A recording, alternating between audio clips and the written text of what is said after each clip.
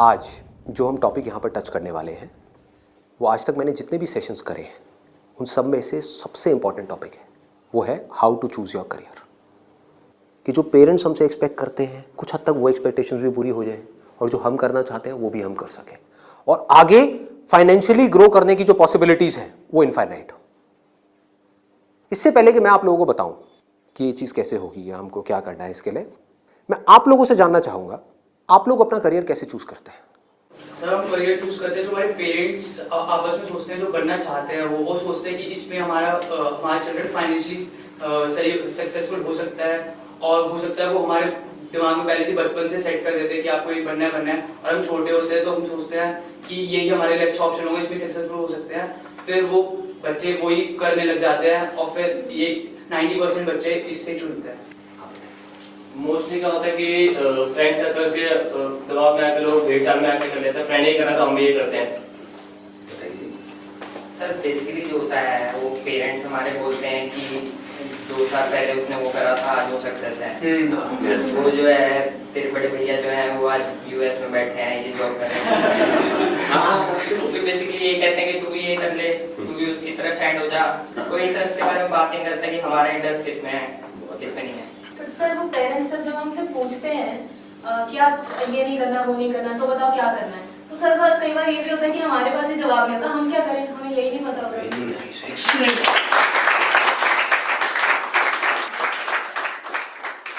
इसमें गलती पेरेंट्स की भी नहीं है। जैसे मैं आपको बोलता हूँ कॉमर्स, कुछ लिमिटेड ऑप्शंस माइंड में आते हैं। क्या आते हैं? सीए आता है और बीकॉम आता है और बीबीए आता है, एमबीए आता है, सीएफए आता है, और कोई ऑप्शन आता है? आता ही नहीं है।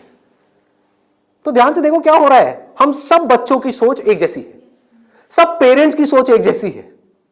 तो ये पेरेंट्स की सोच किसने बनाई? क्या उनकी गलती है? इस पूरी की पूरी सोसाइटी ने मिलकर बनाई। पेरेंट्स की सोच बनी और पेरेंट्स से बचपन से आज तक जो उन्होंने सुना देखा करा वहां से आपकी सोच बनी आपके पेरेंट्स से। तो अल्टीमेटली आप में और आपके पेरेंट्स में कोई फर्क नहीं है, उनको ब्लेम मत करो। आपकी सोच भी उनके जैसी ही है। अगर नहीं है तो बताओ कोई और ऑप्शंस। नहीं आते ना माइंड में? साइंस में बोलता हूं, साइंस बैकग्राउंड, क्या ऑप्शंस आते हैं माइंड में? इंजीनियरिंग। इंजीनियरिंग में भी क्या आता है? जैसे इंजीनियरिंग वर्ड आता है क्या आता है माइंड में? आईआईटी आता है। ठीक है। मेडिकल में क्या आता है? एमबीबीएस, सर्जन्स, और कुछ? No sir. बस यही है। देखो हमारी सोच कितनी लिमिटेड हो गई है। माइंड में कुछ आता ही नहीं है तो करेंगे कैसे? आपके माइंड में कुछ आएगा तभी तो वो चीज होगी। अगर माइंड में हिमालय नाम का पहाड़ होगा तभी तो उस पर चढ़ोगे। माइंड में हिमालय है ही नहीं तो कैसे चढ़ोगे? वहां तक जाना तो बहुत दूर की बात है। क्या करोगे? तो क्या होगा आपके साथ में? वही जो उन सब लोगों के साथ में हो रहा है जिनकी सोच ऐसी है। अपने आसपास में देख लो क्या हो रहा है उन लोगों के साथ में। अगर हम चाहते हैं हमारे साथ में कुछ अलग हो तो हमें क्या करना पड़ेगा? अपनी सोच को तोड़ना पड़ेगा। सबसे पहले समझेंगे कि एग्जैक्टली हो क्या रहा है, फिर ये देखेंगे कि हम क्या कर सकते हैं और क्या करना है। इसको आप पीछे सर्कुलेट कर दीजिए।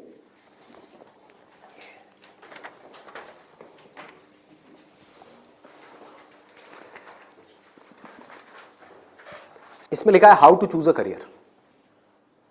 अच्छा, पढ़ाई में हमको आगे बढ़ने के लिए मान लो जैसे मैंने बोला साइंस बैकग्राउंड, तो माइंड में क्या आया? इंजीनियरिंग आया, इंजीनियरिंग से आईआईटी आया, आईआईटी से कोटा आया, या और ये जो तैयारी वाले इंस्टीट्यूट्स हैं वो आए, वहां पर जाओ, जा करके तैयारी करो, यही सब होता है। तो अब अगर आपको इस रास्ते पे सक्सेसफुल होना है, कि मतलब आपको आईआईटी में पहुंचना है, आईआईएम्स में पहुंचना है, मेडिकल में टॉप कॉलेज में पहुंचना है, तो क्या चाहिए? हार्डवर्क से काम हो जाएगा।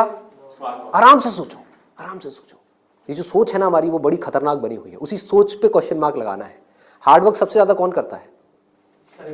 एक रिक्शे वाला, लेबरर सक्सेसफुल हो जाता है वो। ऐसे बच्चे देखे हैं जो बहुत हार्डवर्क करते हैं और तब भी नहीं हो पाता उनका, और ऐसे बच्चे हैं जो इतना हार्डवर्क नहीं करते हैं, अपनी लाइफ में एक बैलेंस बनाते हैं, मतलब घूमते फिरते भी हैं, मजे भी करते हैं, साथ साथ में पढ़ाई भी करते हैं और वो टॉप कर जाते हैं। तो इसका मतलब क्या है? हार्डवर्क पे क्वेश्चन मार्क लगाओ। हार्डवर्क इंपॉर्टेंट है, लेकिन हार्डवर्क भी अगर सही डायरेक्शन में ना किया जाए तो बकवास है। समझ रहे हो? सक्सेस यहां है, आप वहां भाग रहे हो पूरी जान लगा करके पागलों की तरह, कभी सक्सेसफुल हो सकते हो? हार्डवर्क तो कर रहे हो, क्यों नहीं हो सकते? डायरेक्शन ही गलत है। सबसे पहले क्या चाहिए? एक सही डायरेक्शन चाहिए, सबसे पहले, मोस्ट इंपॉर्टेंट। मतलब कि जिस डायरेक्शन में हम भाग रहे हैं, पहले हमको उसको समझना है कि हम सही डायरेक्शन में भी भाग रहे हैं या इसलिए भाग रहे हैं क्योंकि सब भाग रहे हैं। या ये कहो, हो सकता है ये जो सब भाग रहे हैं उसमें से कुछ लोगों के लिए वो डायरेक्शन सही हो, हमारे लिए गलत हो। समझ पा रहे हो? पता कैसे चलेगा कि कैसे पता लगेगा? एक्सीलेंट। देखो क्या है, सिर्फ दो पैरामीटर्स हैं जिसके ऊपर हमको दिमाग लगाना है। एक है कंपटीशन, एक है कंसंट्रेशन पावर। जहां पर भी कंपटीशन ज्यादा है, मतलब क्या है कि वहां पर लाखों बच्चे ट्राई कर रहे हैं, होना कितनों का है? 1%, 2%, 3%। रियलिटी है। मैं कुछ भी हाइपोथेटिकल बात नहीं करूंगा। क्या ये जो लाखों बच्चे ट्राई करते हैं, कोई भी ये सोच करके ट्राई करता है? लाखों रुपए जा करके कोचिंग इंस्टीट्यूट में स्पेंड करता है कि मेरा नहीं होगा? देखो कितना मजेदार है। मतलब लाखों को यह लग रहा है कि हमारा हो जाएगा। तो अब सबसे पहला यहां पर जो क्वेश्चन पूछना है, जो ना अभी पेरेंट्स पूछ रहे हैं ना बच्चे खुद पूछ रहे हैं, वो अपने आप से पूछना है। वो ये कि मेरी कंसंट्रेशन पावर्स कैसी है। सिंपल है ना? इसमें कोई कॉम्प्लिकेटेड है? कि अगर आपको इन कॉम्पिटिटिव एग्जाम्स में कॉम्पीट करना है, दिन में 10-10 घंटे पढ़ना है, 15-15 घंटे पढ़ना है, उससे भी काम नहीं होने वाला, क्योंकि बहुत लोग पढ़ते हैं फिर भी नहीं कर पाते। तो इसका मतलब क्या है? आपको अपने आप से सच बोलना होगा। अब ये बड़ा टेढ़ा काम है, क्योंकि दुनिया में हमारी आदत क्या पड़ी हुई है? झूठ बोलने की। किसी से भी जाकर के पूछो, हाँ भाई तेरे में पोटेंशियल है, कर लेगा आईटी? हाँ मैं तो कर लूंगा, मैं तो कर लूंगा। फिर हुआ क्यों नहीं? हुआ क्यों नहीं? अरे वो लक साथ नहीं हो पाया, कोई वजह होगी, नहीं हो पाया। मतलब क्या था? डायरेक्शन ही गलत थी, स्टार्टिंग ही गलत हो गई। अब आप कैसे ये डिसाइड करोगे कि आपकी कंसंट्रेशन पावर स्ट्रांग है या नहीं है? माइंड की थोड़ा सा डेप्थ में जाते हैं। कैसे डिसाइड करोगे? जब भी आप किसी कॉम्पिटिटिव एग्जाम में कॉम्पीट कर रहे हो, तो आपको ये देखना होगा आपके कॉम्पिटिटर्स कौन है। फॉर एग्जाम्पल, आप एक रेस में भाग रहे हो, आपके साथ में कोई एथलीट है जिसने 10 साल प्रैक्टिस करी है रेस में भागने की। आप कभी नहीं भागे, धीरे धीरे जॉगिंग करी है, लेकिन रेस में कभी तेज नहीं भागे। जीत पाओगे उससे? करो हार्डवर्क। वो 10 साल से भाग रहा है और वो रुकने वाला नहीं है, उसके पास में पूरा का पूरा एक मोमेंटम है। वो अगले 2 साल तक भी ऐसे ही भागने वाला जैसे वो 10 साल से भागता आया है। आप अभी भागना शुरू कर रहे हो। तो पहले अपनी कंसंट्रेशन पावर्स को कंपेयर करना है किसी और के साथ। That is going to be a realistic solution. एक है थियोरेटिकल सोल्यूशन। थियोरेटिकल क्या है? माँ बाप कह रहे हैं बच्चों को भागो, बच्चे भी अंदर से कह रहे हैं भागो। यही हो रहा है, करेंगे करेंगे करेंगे करेंगे करेंगे, चार्ज अप हुए पड़े हैं पागलों की तरह। इनको ये नहीं समझ पा रहा कि मेरे अंदर वो स्ट्रेंथ है भी या नहीं है। बहुत बारीक बात है, अगर इसको हमको समझ आए तो। एक बॉक्सिंग रिंग में आप हो, ठीक है, तो सामने देखो कि जो बॉक्सर है वो है कौन जिससे आप लड़ने के लिए जा रहे हो। इसी को तो कंपटीशन बोलते हैं। तो अगर उस कंपटीशन को आपको जीतना है, और जीतना ही है, हारना किसको है? किसको अपने माँ बाप के पैसे डुबोने हैं? किसको अपनी लाइफ खराब करनी है? जीतना ही है। तो जीतने का क्या तरीका है? पहले अपने कॉम्पिटिटर्स की स्ट्रेंथ को समझ जाओ। समझ लो कि आप कॉम्पीट कर किसके साथ में रहे हो। वो कैसे समझोगे? रियलिस्टिकली अपने आप से पूछो, अपने स्कूल के बैकग्राउंड के बेस पे या जो भी आज तक आपने किया है उसके बेस पे। कुछ बच्चे होते हैं जिनको एक चैप्टर है, मान लो एक बुक में, उसको पूरा याद करने में या समझने में 1 घंटा लगता है। आपको कितनी देर लगती है? 5 घंटे, 6 घंटे, 10 घंटे या आधा घंटा? ये पूछो अपने आप से। Then you will be able to जज your strength in comparison to your competitors. ये जो 13 लाख बच्चे हैं, इसमें से 10% बच्चे ऐसे हैं जिनकी कंसंट्रेशन पावर्स एक्स्ट्रा ऑर्डिनरी है। उनसे अगर आप कंपीट कर रहे हो तो एटलीस्ट आपकी कंसंट्रेशन पावर्स एक्स्ट्रा ऑर्डिनरी होनी ही चाहिए। और कंसंट्रेशन पावर एक दिन में एक्स्ट्रा ऑर्डिनरी नहीं होती है, ये प्रैक्टिस है। मतलब उन्होंने कई सालों तक इसकी प्रैक्टिस करी है, तब जाके उनकी कंसंट्रेशन पावर एक लेवल तक पहुंची है। तो आप अपने आप से ईमानदारी से सवाल पूछो तो सही कि आपकी कंसंट्रेशन पावर है कैसी। अगर एक्स्ट्रा ऑर्डिनरी है और आप ऐसे कंपटीशन में जा रहे हो जहां पे कंपटीशन बहुत हाई है, तो आपके सक्सेसफुल होने के क्या चांसेस हैं? क्या 100% है? पूछो अपने आप से, दिमाग को खोलो। दिमाग बंद हुआ पड़ा है लोगों का। आईआईटी में लोग कहाँ से आते हैं? सिर्फ दिल्ली से आते हैं? सिर्फ बॉम्बे से आते हैं? कहाँ से आते हैं? ऑल ओवर इंडिया से। मान लो 1 लाख बच्चे ऐसे हैं इंडिया में अलग अलग स्कूल्स में जो अपनी अपनी क्लास में टॉपर हैं। उनको क्या लग रहा है कि मेरी स्ट्रेंथ बहुत तगड़ी है। ये बात हो रही है टॉपर्स की। लेकिन जब वो जाएंगे कॉम्पीट करने तो और भी ऐसे टॉपर्स आए होंगे जो उनसे भी आगे होंगे। आप समझ गए? तो यहां पे आपने क्या किया? एक बहुत बड़ा काम कर दिया, अपने आप से सच बोल दिया और यही सच जा करके अपने घर वालों को बोल दिया। इससे क्या होगा? आप एक ऐसे कंपटीशन से बच सकते हो जहां पर आपके हारने के चांसेस बहुत ज्यादा है, क्योंकि एक्चुअल में कंपटीशन है किसके बीच में? देखो, उन लोगों के बीच में जिसमें पोटेंशियल है। एक रेस हो रही है ओलंपिक्स में, वो किसके लिए है? जिसने बहुत प्रैक्टिस करी है, जिसके अंदर पोटेंशियल है, स्टैमिना है, फोकस करने की पावर्स है, डिस्ट्रैक्शन से वो अपने माइंड को हटा सकता है, उसके लिए है ना। सबके लिए तो नहीं है। अगर सबको भगा दिया जाए उस रेस में तो क्या होगा? क्योंकि उसमें जीतने के बाद गोल्ड मेडल मिलता है, अखबार में फोटो आती है। अखबार में फोटो आती है ना, इन कोचिंग इंस्टीट्यूट्स की फोटो आती है, नाम लिखे होते हैं, ऑल इंडिया रैंक ये है ये है ये है। उसको देख करके क्या होता है माँ बाप की हालत? उनको उसकी फोटो नहीं दिख रही होती, अपने बच्चे की फोटो दिख रही होती है। यहाँ पे आने वाले इतने साल बाद मेरे बच्चे की फोटो होगी, मेरी बेटी की फोटो होगी, उसकी ये रैंक होगी। यहाँ से क्या हो रहा है? हम अननेसेसरी अपनी एक ख्याली दुनिया खड़ी कर रहे हैं। पेरेंट्स ने अपने दिमाग में एक ख्याल बना लिया। अब यहाँ तक प्रॉब्लम नहीं है, उन्होंने वही किया जो होना था, सबके साथ होता है, कौन नहीं चाहेगा? गड़बड़ कहाँ हुई? आप भी इस खेल को नहीं समझ पाए, आप समझ ही नहीं पाए हो क्या रहा है। ये जो कोचिंग इंडस्ट्री है आज की डेट में 1.5 लाख करोड़ की इंडस्ट्री है। ये पैसा कहाँ से आ रहा है? हम सबसे आ रहा है, हमारी जेब से आ रहा है। तो अगर इस खेल को हम समझ जाएं, हमारे पेरेंट्स नहीं भी समझ पा रहे क्योंकि वो तो सपने देखेंगे ही, और हम जाकर के बोले ये सपना आप अभी रोक दो, उस पर लगाम लगाओ, देखो पहले कि आपका बच्चा कहाँ स्टैंड करता है। गाड़ी आपके पास में 800 और कॉम्पीट करने की बात कर रहे हो फेरारी वालों से, बट इसका मतलब ये नहीं है 800 बुरी है। आप समझ गए मेरी बात? रेस में बुरी है, बट दिल्ली की सड़कों पे, पुरानी दिल्ली में फेरारी अच्छी है, 800 अच्छी है, 800 अच्छी है, ज्यादा सक्सेसफुल है। बट वही अगर उस रेस में चली जाए जिसमें सब भाग रही हैं और सारी 800 नहीं है, फेरारीज है, एक से एक फेरारीज है, किसमें कितनी आग लगी हुई है वो आपको पता ही नहीं है। आप समझ पा रहे हो? कोई आ रहा है कहीं से, उस बच्चे में कितनी आग है और कितना पोटेंशियल है वो आप सपने में भी नहीं सोच सकते, और आप उससे लड़ने की बात कर रहे हो। किस बेस पे? क्योंकि मेरे घर वालों ने ये सपना देखा है और मुझे सपने को सच करना है। पोटेंशियल है या नहीं है? पूछो अपने आप से, तो आपको क्लियर कट जवाब मिलेगा। क्लियर कट 10% लोग ऐसे होते हैं जिनमें एक्चुअल में पोटेंशियल है इन एग्जाम्स में कॉम्पीट करने का। तो if you are there in that top 10% category, तो अब आपका हार्डवर्क यहां पे काम आने वाला है। Depending upon your hard work, बशर्ते आपके अंदर पोटेंशियल हो। फॉर एग्जाम्पल फेरारीज की रेस हो रही है, उसमें आपने पूरी जान लगा दी, एक सेकंड के लिए भी डिस्ट्रैक्ट नहीं हुए। ठीक है, डिस्ट्रैक्ट होने में 1 सेकंड लगता है। डिस्ट्रैक्शंस वाला मेरा सेशन है पावर ऑफ फोकस, वो देखा होगा आप लोगों ने। बहुत तरह की डिस्ट्रैक्शंस है। मान लो आप हो तो फेरारी, लेकिन डिस्ट्रैक्ट हो गए, रुक गए, रेस यहां हो रही है, आप यहां चले गए, आउट है कि नहीं? तो आपको पूरी तरह से फोकस्ड रहना पड़ेगा, हार्डवर्क करना होगा, डेडिकेशन चाहिए, डिजायर चाहिए, सब कुछ चाहिए। लेकिन सबसे पहले क्या चाहिए?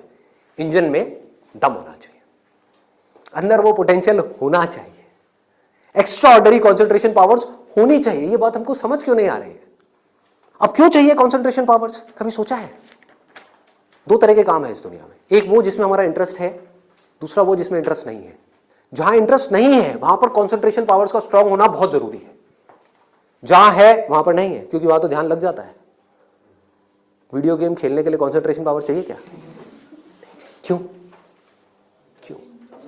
इंटरेस्ट है तो वहां पर कॉन्सेंट्रेशन हो जाता है, खेलने में कॉन्सेंट्रेशन हो जाता है, और बहुत सारी चीजों में कॉन्सेंट्रेशन हो जाता है। पढ़ाई में हमें कॉन्सेंट्रेट करना पड़ता है और चाहिए ही चाहिए, क्योंकि पढ़ाई में 99.99% लोगों का इंटरेस्ट नहीं होता। तो कैसे पढ़ाई में क्रैक कर पाएंगे? तब जब अपने ध्यान को ऐसी जगह पे रोकना आता हो जहां पे हमारा इंटरेस्ट नहीं है। और ऐसी स्ट्रेंथ कितने लोगों में होती है? सच सच बताना आज, मतलब ईमानदारी से, आप में से कितने हैं यहां पर जो आप क्लेम कर सकते हो कि मेरी जो कॉन्सेंट्रेशन पावर्स हैं वो एक्स्ट्राऑर्डिनरी है?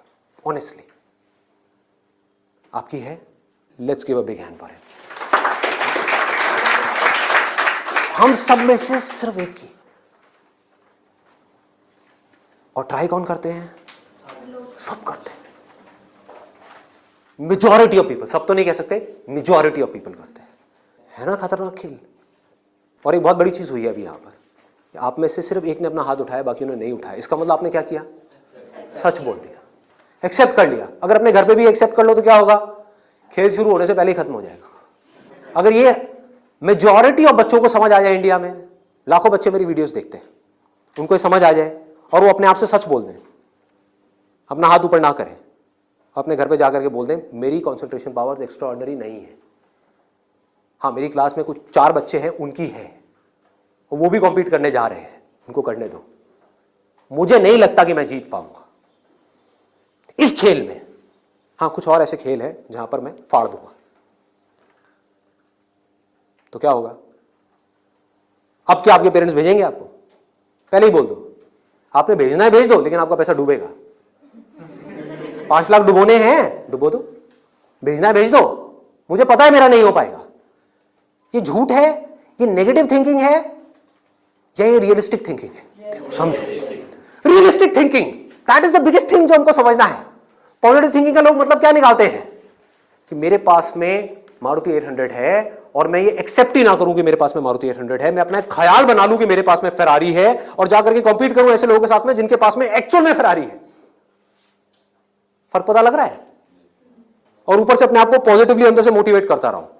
घर वाले भी मुझे रोज फोन करके, नहीं बेटा तू कर सकता है, कर सकता है, कर सकता। रियलिटी को देखो ही ना, अपनी स्ट्रेंथ को देखो ही ना, अपनी आंखें बंद कर लो, सच बोलो अपने आप से।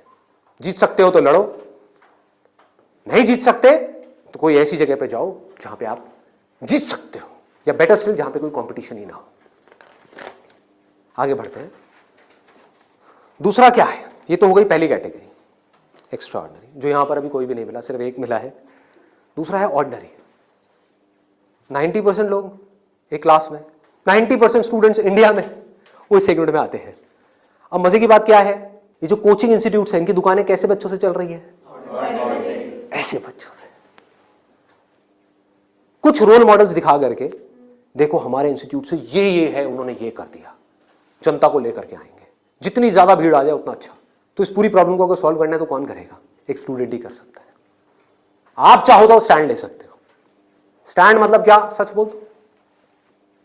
ऑर्डिनरी लोग 90% ये कहां जा रहे हैं? हाईली कॉम्पिटिटिव फील्ड्स में जा रहे हैं। क्यों जा रहे हैं? क्योंकि सब जा रहे हैं, क्योंकि उन्हें लग रहा है कि मेरा हो जाएगा। मैं ये नहीं कह रहा कि अगर आप ऑर्डिनरी हो और एक हाई कंपटीशन वाली फील्ड में जा रहे हो तो आपका नहीं होगा। I am not saying that the possibility is 0%, I am saying possibility is 1%। Genuine है वो भी तब है अगर आप मेहनत करो तो।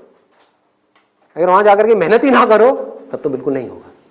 अगर आप बहुत मेहनत करो तो 1%। क्योंकि मैं हिम्मत नहीं तोड़ूंगा ऐसे लोगों की। लाखों ऐसे स्टूडेंट्स हैं जो आज की डेट में ऐसा कर रहे हैं। बट ये वीडियो मैं सिर्फ अभी करंट सिचुएशन के लिए नहीं बना रहा, मैं आगे तक देख रहा हूँ। आने वाले 20 साल, 50 साल, 100 साल आगे तक देख करके चल रहा हूँ कि इंडिया की प्रॉब्लम्स का अगर हमको सोल्यूशन निकालना है, अनएम्प्लॉयमेंट का सोल्यूशन निकालना है, डिप्रेशन का सोल्यूशन निकालना है, तो वो सोल्यूशन क्या है? मेरी सोच वहां पर चल रही है। इसकी वजह से होगा क्या? अभी जो ऑलरेडी ऐसे ऑर्डिनरी स्टूडेंट्स हैं और वो ऐसी जगह पे चले गए हैं, तो उनकी हिम्मत टूट जाएगी इस वीडियो को देख करके। तो मैं उनको क्या कहूँगा? उम्मीद है, लगा दो जान। बस साथ में क्या कहूँगा उन पेरेंट्स को जो अब ऐसा गेम खेलने वाले हैं, उन स्टूडेंट्स को क्या कहूँगा? मोस्ट इंपॉर्टेंट जो मुझे देख रहे हैं, बड़ा सिंपल है कि अपने पेरेंट्स को जाकर के कहो मुझे नहीं लगता कि मेरे में पोटेंशियल है, मुझे नहीं लगता कि मैं कर पाऊंगा। हाँ, 1% चांस है। सच बोल दो, बोलो मैं ये नहीं कह सकता मैं कर ही नहीं सकता, 1% चांस, 99% चांस है मैं नहीं कर पाऊंगा। मैं जानता हूं अपने आप को, आप नहीं जानते, मैं जानता हूं। मुझे पता है अंदर से कि मैं क्या हूं, मुझे पता है अंदर से कि मेरे अंदर कितनी आग है, कितना पोटेंशियल है। मैं अपने दोस्तों के साथ में बैठ के पढ़ा हूं, मुझे पता है अंदर से कि मैं क्या हूं। तो आप क्या कहोगे? सच बोलोगे अपने घर वालों को जाके कि देखो अगर आप मुझे 2 साल तक की कोचिंग कराओगे, उसमें मान लो लाख रुपए साल की फीस हो गई, प्लस रहना खाना पीना वॉटेवर इट इज, टोटल मान लो 2 साल में कितना खर्चा आया? 4-5 लाख रुपए। 5 लाख मान लेते हैं। तो आप बोलोगे अपने घर वालों को जाकर के, अगर अभी भी ये सब सुनने के बाद भी आप कहते हो कोई बात नहीं बेटा 1% चांस है, तू कर ले, तो मैं आपको एक बेटर ऑप्शन देता हूं प्रैक्टिकल रियलिटी के बेस पे। यहां पे अगर आपके पेरेंट्स आपके ऊपर दाव लगाते हैं, जीतने के चांसेस क्या है पेरेंट्स के? 1:100। इससे बेटर ऑप्शन क्या है? गोवा जाओ। Seriously, I am serious about it, मजाक नहीं कर रहा। गोवा जाओ, वहां पे कैसीनोज हैं, वहां पे अगर आप 5 लाख रुपए लगाते हो, एक रूले करके गेम है, पता है आप लोगों को? सारे जुआरी हैं क्या यहाँ पे? रूले गेम है जिसमें एक बॉल घुमाते हैं, 36 नंबर होते हैं और एक 0 होता है। वहां पे अगर आप 1 नंबर पे पैसा लगाते हो और वो नंबर आ जाता है तो 1 रुपए आपका बन जाता है 36 रुपए। जीतने की प्रोबेबिलिटी क्या है? 1:37। यहां पर क्या है? 1:100। वहां पर क्या है? 1:37, मतलब इससे डबल से भी ज्यादा है। तो अपने पेरेंट्स को सजेशन दो कि जुआ खेलना ही है तो ये बेटर ऑप्शन है, खेलते हैं ना। मेरी जिंदगी क्यों दांव पे लगा रहे हो? मुझे तो बचने दो। अरे खेलना है तो मिलके खेलते हैं। जाओ अपने पेरेंट्स के साथ में, उनको गोवा लेकर के जाओ, अपनी पार्टी करना, और एक दिन जाना ले आकर के 5 लाख रुपए एक टेबल पे रख देना।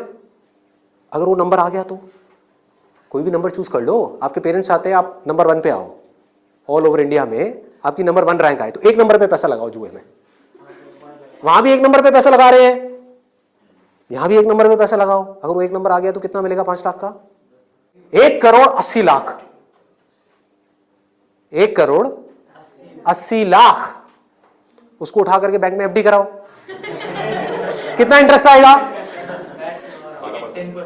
12%। तो अब टाइम गया। आप मान लो टैक्स वैक्स काट के 7-8% भी आ गया आपके हाथ में। महीने का 1,00,000 रुपए, साल का 12 लाख रुपए।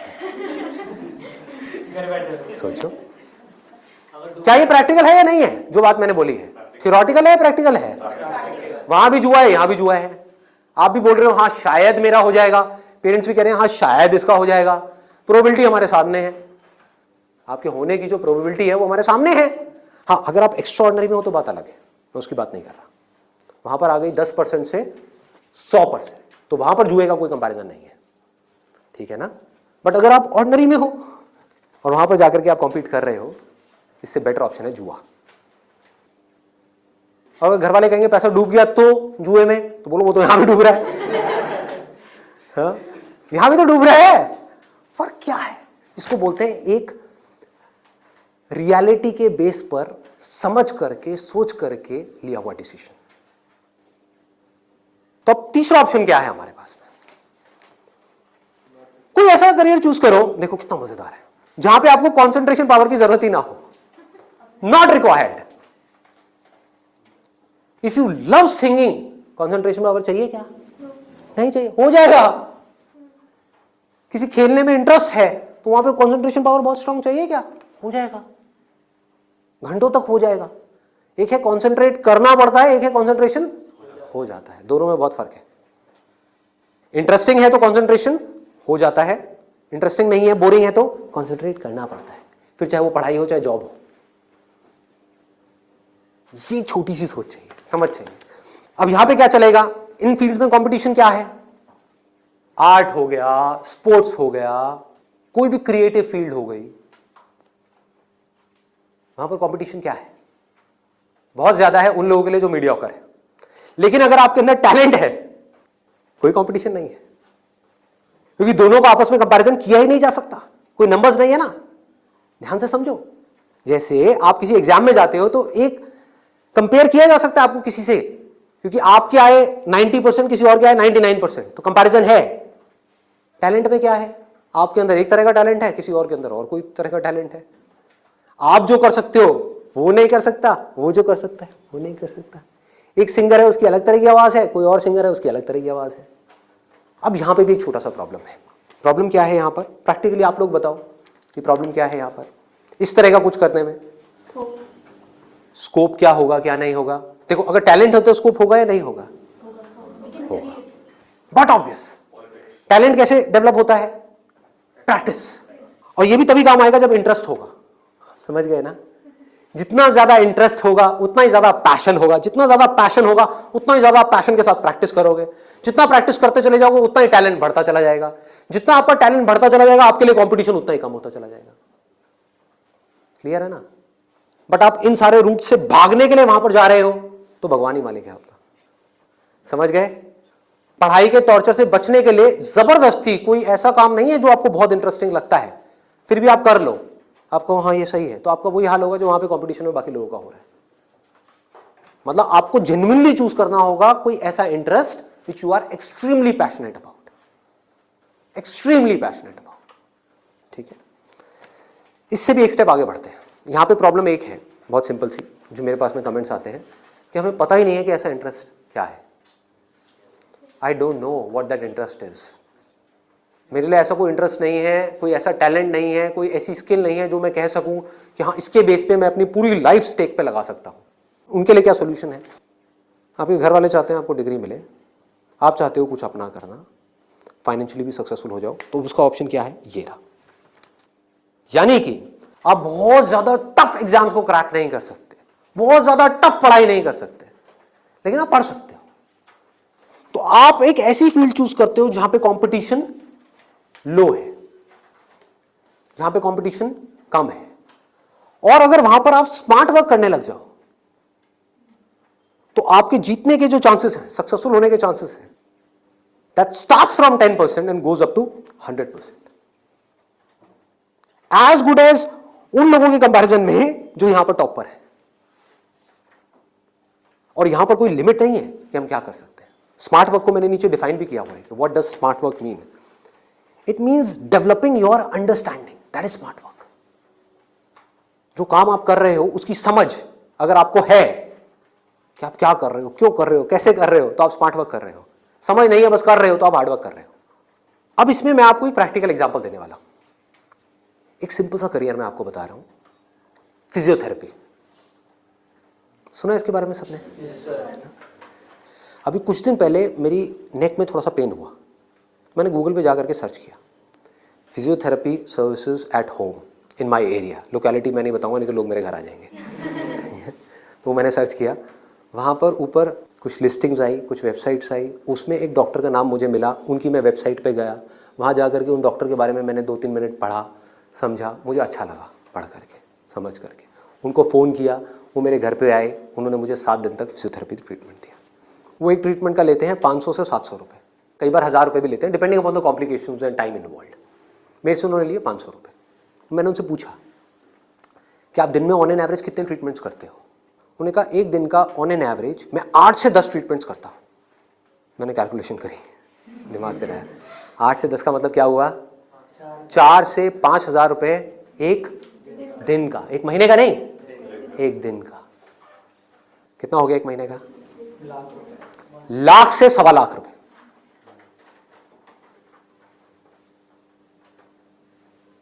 अभी उनको 4 साल हुए हैं अपनी फिजियोथेरेपी करे हुए। ये नहीं है कि 40 साल हो गए हैं, 4 साल। समझ रहे हो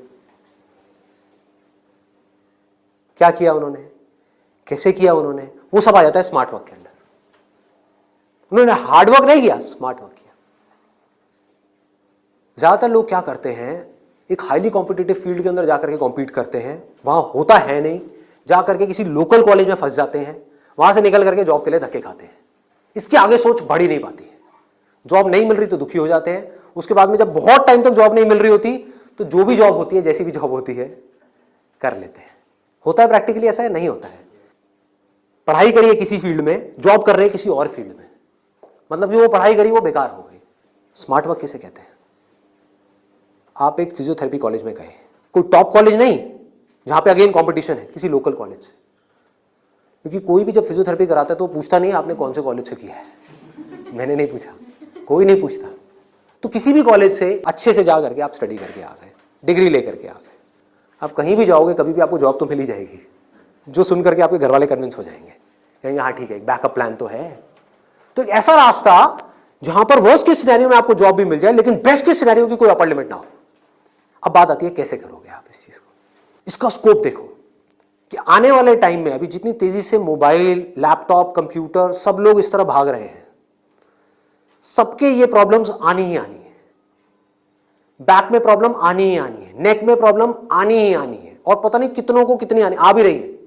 आपके घर में भी जो आपके पेरेंट्स हैं उनको सबको कहीं ना कहीं दर्द होगा। तो आपने पहले तो ये समझा कि हाँ, इसका स्कोप कभी कम नहीं होने वाला, बढ़ने ही वाला है। ठीक है, इसमें कंपटीशन भी बढ़ेगा जब स्कोप ज्यादा है तो, लेकिन किन लोगों के लिए बढ़ेगा? जो हार्ड वर्क कर रहे हैं, लेकिन जो स्मार्ट वर्क को समझ पा रहे हैं वो कुछ भी कर सकते हैं। तो आप क्या कर सकते हो? आपने कहा कि सिर्फ इससे काम नहीं चलने वाला, वो मुझे समझ आ रहा है, जैसे मैंने फिजियोथेरेपी का किया, सिर्फ इससे काम नहीं चलने वाला, तो इसके साथ में कुछ और चीजें भी हैं जो मुझे सीखनी पड़ेंगी। क्या सीखना पड़ेगा? जिसका हो सकता है इससे डायरेक्ट कोई कनेक्शन ना हो। 1 महीने का छोटा सा कहीं से वेबसाइट डेवलपमेंट का कोर्स कर लिया, और ऑनलाइन मार्केटिंग का, कि ऑनलाइन मार्केटिंग कैसे करते हैं। गूगल में जब भी आप कुछ सर्च करते हो तो वहां पे एड्स आती हैं, उसको बोलते हैं गूगल एडवर्ड्स। ये किस तरह से काम करता है? आपने कहा ऑनलाइन मार्केटिंग मैंने सीख ली, उसके अलावा मुझे अपनी कम्युनिकेशन स्किल्स पे काम करना होगा, क्योंकि अगर मैं कहीं जा रहा हूं, किसी से बात कर रहा हूं और मैं बेवकूफ लग रहा हूं बात करने में, तो कोई मुझे दोबारा क्यों बुलाएगा? तो आपने क्या किया?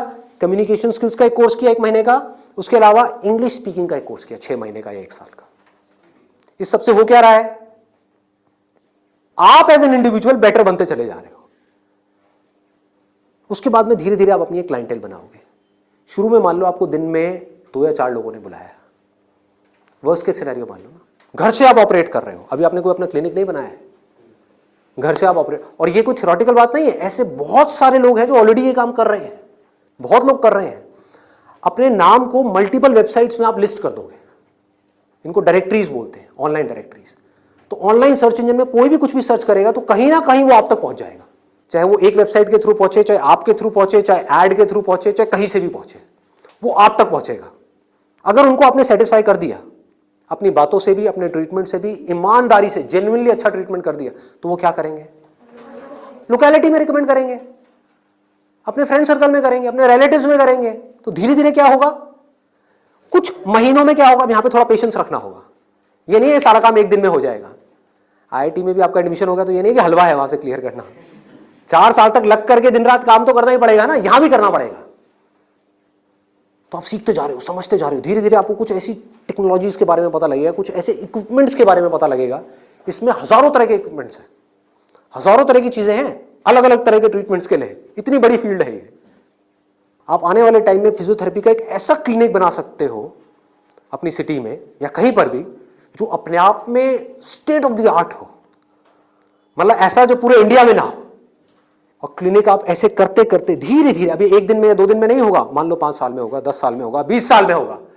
क्लिनिक कितना बड़ा हो सकता है, कितने क्लिनिक्स हो सकते हैं, क्या क्या हो सकता है, कोई लिमिट नहीं।